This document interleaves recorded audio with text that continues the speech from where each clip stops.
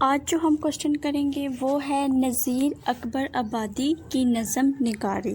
سب سے پہلے آپ نے بتانا ہے نظیر اکبر آبادی کا نظریہ فن۔ اس میں آپ نے بتانا ہے نظریہ فن میں آپ نے بتانا ہے نظیر اکبر آبادی غالباً اردو ادب کا واحد شاعر ہے جس کے بارے میں تذکرہ نگار اور نقاد کسی ایک رائے پر متفق نہیں ہیں، یعنی کہ کوئی کچھ اور کہتا ہے، کوئی کچھ اور کہتا ہے۔ کبھی انہیں فحش نگار قرار دے دیا جاتا ہے اور بخل سے کام لیا جاتا ہے، اور کبھی انہیں حقیقت نگار، جدید اور ترقی پسند شاعر قرار دے کر شعراء کی صف میں سب سے آگے کھڑا کیا گیا ہے۔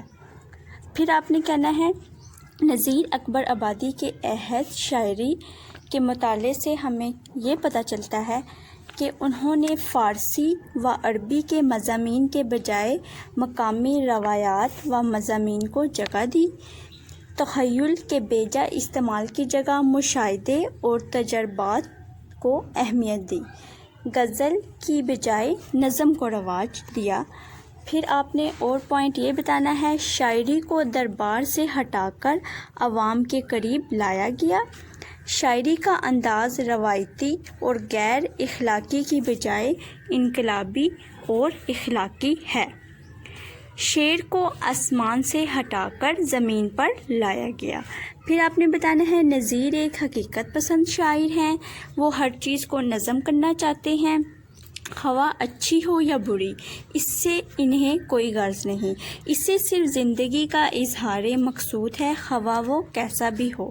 نظیر زندگی کا شاعر ہے، اس لیے اس نے زندگی کے عناصر، دلچسپیوں، خوشیوں، مسرتوں اور تکالیف، مصائب کو یکجا کر کے نظم کیا ہے۔ زندگی کی طرف اس کا رویہ مثبت اور صحت مندانہ ہے، اسی لیے اس کے کلام کا بیشتر حصہ انسان دوستی کے جذبات پر میسر ہے۔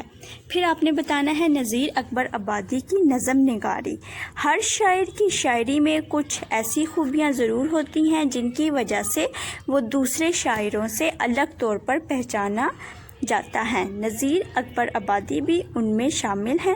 نظیر اکبر آبادی نے غزلیں، مثنویاں، شعر اشوب لکھے، مگر ان کی عظمت اور شہرت کا سبب ان کی نظمیں ہیں۔ نظیر کی شاعری کی بڑی خوبی یہ ہے کہ اس شاعری میں عام انسانی زندگی سے تعلق رکھنے والے موضوعات، مثلاً روٹی کا مسئلہ، میلے اور تہوار، شادی بیاہ کی رسمیں وغیرہ کو بیان کیا گیا ہے، اسی وجہ سے عوامی شاعر کا انہیں لقب دیا گیا ہے۔ نظیر اکبر آبادی کی شاعری بہت وسیع اور رنگا رنگ ہے۔ رنگا رنگ کس اعتبار سے ہے؟ جس طرح کے موضوعات ان کی شاعری میں نظر آتے ہیں ویسے موضوعات دوسرے جو شاعر ہیں ان میں بہت کم نظر آتے ہیں۔ یوں تو ہر ایک شاعر کے کلام میں اس کے گرد و پیش کے حالات کا ذکر ہوتا ہے، مگر نظیر اکبر آبادی ایک ایسے شاعر ہیں جن کے کلام میں زمانے کے رسم و رواج کو نہ صرف دیکھتے تھے بلکہ اس میں بھرپور حصہ بھی لیتے تھے۔ کس طریقے سے؟ نظیر اکبر آبادی ایک ایسے شاعر ہیں جن کے کلام میں زمانے کے رسم و رواج کو نہ صرف دیکھتے تھے، اس طریقے سے حصہ لیتے تھے کہ پھر اس تجربے کو اپنے اشعار میں بیان کرتے تھے۔ اس طرح سے مقامی حالات و واقعات کی پوری تصویر ان کی نظموں میں موجود ہے، اسی وجہ سے ان کی شاعری میں تخیل کی بجائے حقیقت و واقعہ نگاری کی خوبی پیدا ہو گئی ہے۔ پھر آپ نے بتانا ہے اردو ادب کا وہ اکیلا شاعر ہے جس کے ہاں موضوعات کی وسعت اور تنوع اپنی جگہ ایک نمایاں خوبی رکھتا ہے۔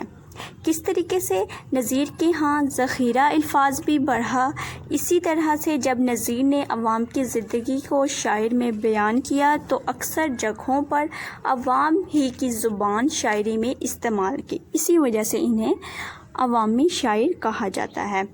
اور انہوں کے بارے میں کیا کہا گیا ہے کہ عوامی بول چال کے الفاظ ان کی شاعری میں داخل ہوئے۔ نظیر نے اردو زبان میں عربی، فارسی، ہندی اور دیگر ہندوستانی زبانوں، گجراتی وغیرہ کو استعمال کیا اور اردو زبان کو وسعت حاصل ہوئی۔ ان کی نظموں میں کسی موضوع کے بارے میں مشکل ہی سے کوئی بات ایسی ہوگی جو انہوں نے بیان نہیں کی۔ مثلاً آدمی نامہ میں دیکھیں، آدمیوں کی مختلف قسموں اور ان کی عادات کا مشاہدہ کتنی گہرائی سے کیا گیا ہے۔ اسی طرح برسات، بنجارہ نامہ منظومات ہیں۔ کون سی منظومات ہیں؟ برسات، بنجارہ نامہ۔ نذیر اکبر آبادی کی ایک خوبی یہ بھی ہے کہ آپ نے الفاظ کی جو مدد سے مختلف مناظر کی بڑی خوبصورت تصویر کھینچی ہے۔ الفاظ کی مدد سے منظر نگاری کی مثالیں ان کی بہت سی نظموں میں موجود ہیں۔ کون کون سی نظموں میں؟ برسات کی بہاریں، جاڑے کی بہاریں اور چند دیگر نظمی ہیں۔ بہت سی خصوصیات ان کی نظموں میں پائی جاتی ہیں۔ نذیر کی ترقی پسند، حقیقت پسند قابل ذکر ہیں۔